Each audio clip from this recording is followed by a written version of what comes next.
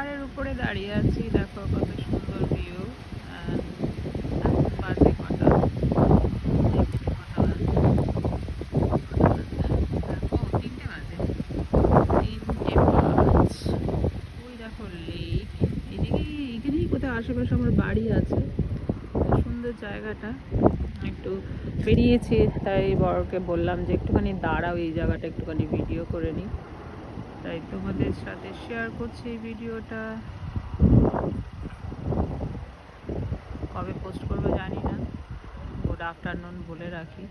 আজকে সানডে, আমি জানি না কবে পোস্ট করবো এটা, তো যাই হোক, তো দেখো ভিডিওটা কত সুন্দর ভিউটা।